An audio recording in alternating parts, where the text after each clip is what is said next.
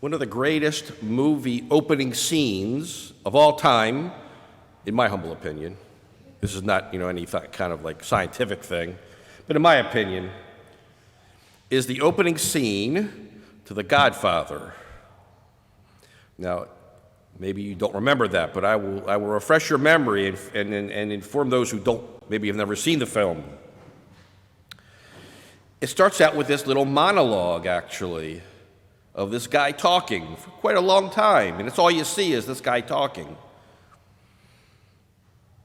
His speech begins, and he's obviously got an Italian accent, so that's a given, right? I believe in America. And then he tells the story of how his daughter was kind of led astray by these two guys, attacked, assaulted, physically hurt, and then abandoned. And these two guys were captured, tried, and let go on a suspended sentence. Right?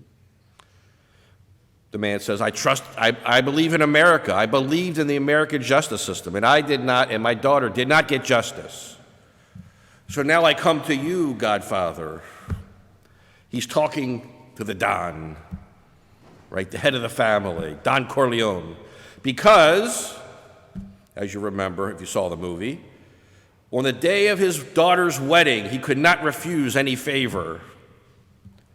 And the person talking, who is an undertaker, Bonacera,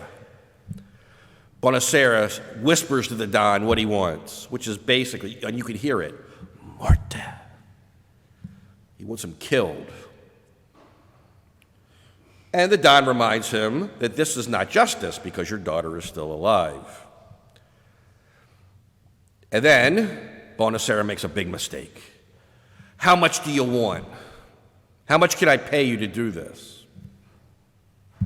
Now the Don's insulted. Bonacera, how can you insult me like that? Right? My wife is your daughter's godmother, right? And you come to me on the day of my daughter's wedding, and you don't ask me like a friend. Right? You don't treat me like a friend. You don't even call me Godfather, right? Now, in the end, the Godfather takes care of it in Godfather Justice, right? And as Bonacera is leaving, the Don says to him, Bonacera, one day, and that day may never come, I will ask of you a service. But until that day, consider this a favor on the day of my daughter's wedding, as friends. Now, the point of this whole exercise, and I've been going here for 3 minutes, is that, but it's important, right, is not to say, well, the mafia is kind of like how to go, If the government fails you, go see the Don. That's not the point. It's the dynamic that is fascinating. It's the dynamic between Don Corleone and Bonacera, and how the Don sees himself, right? And the relationship that exists within this kind of strange culture to us, most of us, that most of us would find probably ultimately offensive. Right? Again, the ways of the mafia are not the ways of Christianity. That's not the point. Although the institutional church certainly either taught the mafia an awful lot or the other way around, I'm not sure which. But this has everything to do with that first reading. Right? Because Jephthah is like Bonacera. Now, at the end of that reading, if you did not gasp in horror, you still weren't paying attention. Right? Because if you paid attention, you knew what happened. Right? Jephthah's daughter is killed by her father and burnt as an offering to God. That's incredibly distressing. That's disturbing. This is a passage that has troubled both Jewish and Christian scripture scholars for thousands of years. What is this all about? What's the point of this story? I think the point of the story has everything to do with Don Corleone and Bonacera. Jephthah, one of the judges. We've been hearing about the judges this week, right? These judges, these people who did God's work, were not necessarily the nicest people, right? Jephthah is probably one of the worst, right? Not that this matters, but he was the son of a harlot, right? He had been rejected by his own community and became a gangster, interestingly enough, right? He'd go out raiding. He was kind of like a pirate, a gangster. He would hold people up. He was not a nice man. And he was formed in the culture of his world, which is not the God of Israel, but the God of the Bowels. And what do? How do you honor the God of the Bowels? You offer sacrifice. And if you really want to make a sacrifice to those gods, you sacrifice a human being. So Jephthah is called to do this mission. You are the judge. You are the one who is going to go deal with the Ammonites. Okay, and then he interjects, right?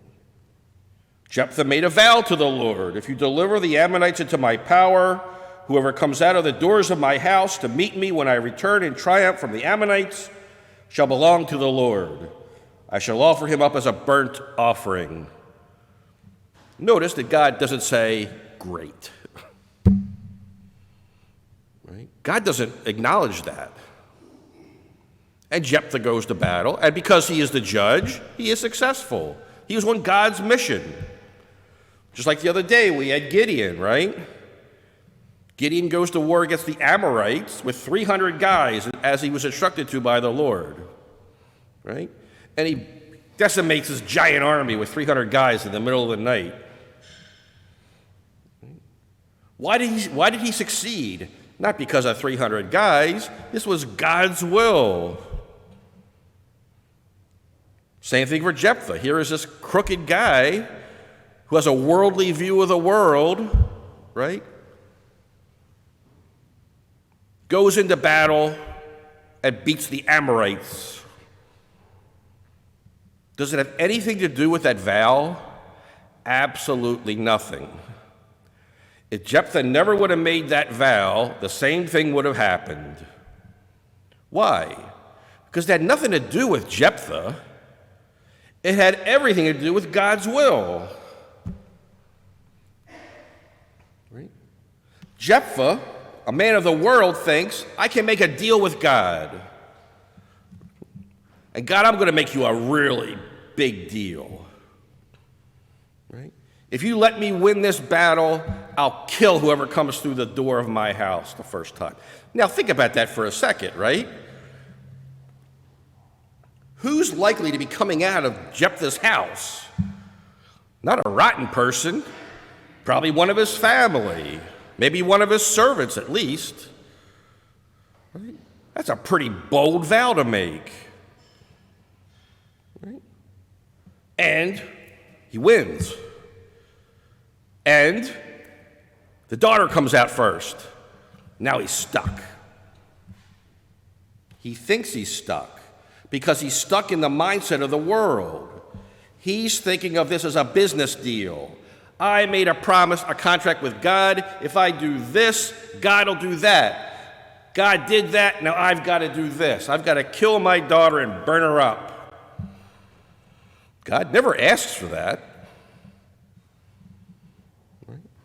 He sees it as a business transaction. This vow. Somewhere he says, yeah, here. Now when he goes to encounter his daughter, he tells her, for I have made a vow to the Lord and I cannot retract. Actually, he could have. If he'd have read the Bible, he'd have seen that this kind of vow is not held up. You don't know, if you promise something to God that's ridiculous, God don't care. If he'd have read the manual, he'd have known. Right? So he was either incredibly dumb or prideful or really probably just a man of his own world and not God's world. God chose a really broken guy to be a judge.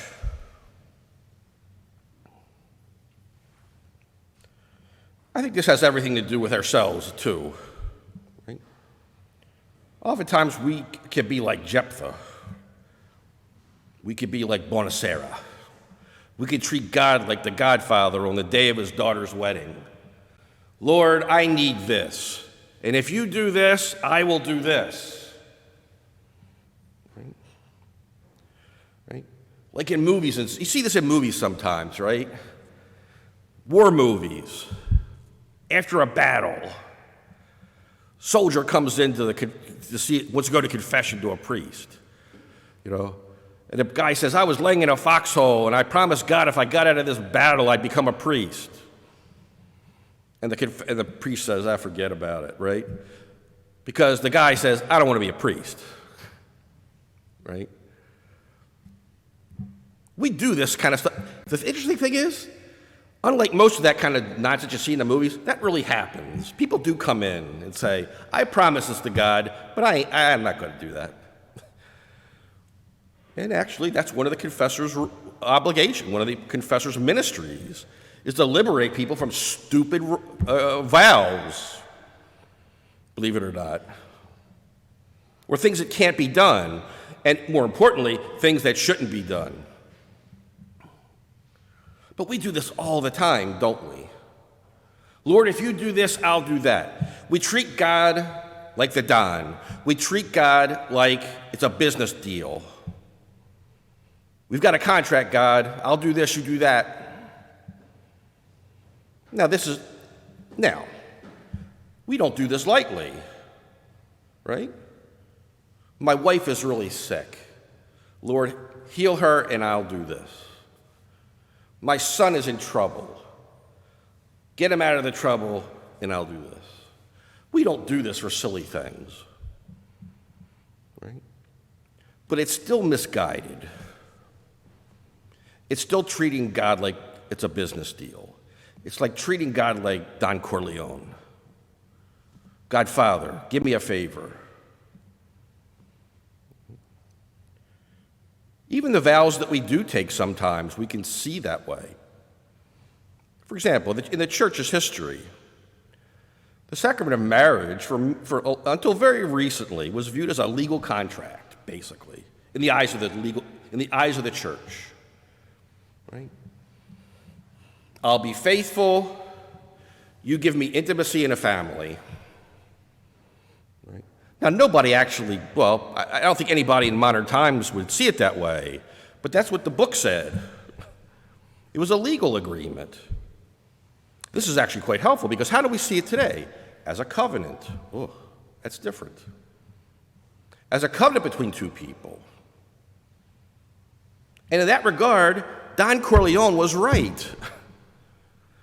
Bonacera, you insult me. You don't treat me like a friend. God is our friend. God's not our business partner or our business competitor. You can't buy off God. He's got nothing you want. You've got nothing that he wants except our fidelity, our love, our friendship.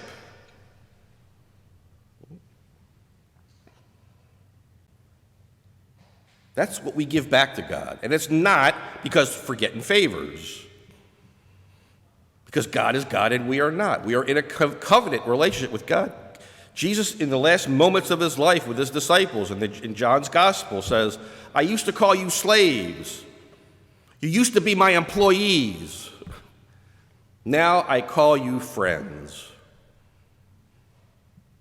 I think the friendship model is a way for us to better understand our relationship with God and how we approach God, how we pray. Right? Jephthah made a tragic mistake, an awful mistake, one that did not have to happen. It's quite interesting, since the Middle Ages, both Jewish and Christian exegetes, people who study the Bible, have kind of turned this around and said, well, that's not really what that's about. In fact, if you read it a certain way, it doesn't even say that. No, that's what it says, right? The earliest Jewish interpreters of the text knew that Jephthah made a ridiculous vow that he did not have to make and he could have gotten out of if he'd have been faithful. But he wasn't. Right? He just saw it as a business deal. We ask the Lord to help us to see our God as our friend. Right? That sounds trite, but think about what friendship really means, right? Because, a lot of us grew up in the post Baltimore Catechism era of religious education, right? No, it wasn't your crowd, it was the sisters. There was a time when we had the Baltimore Catechism, but in my earliest days, some of you remember this, I'm sure, right? I mean, you just memorize stuff, but it was actually helpful because you actually learned something about the faith. And then it became butterflies and friends and things, right? Sitting around and singing Kumbaya and fun things like that, right? So not trite understanding of friendship. Think about your best friend. Things you've been through together. How you've been able to count on that person. And they've been able to count on you. And they do things because not what they're going to get out of it, but out of love. Right? And there's no greater expression of that than the cross. Right? God so loved the world that God gave God's only Son, who gave himself completely in friendship to us.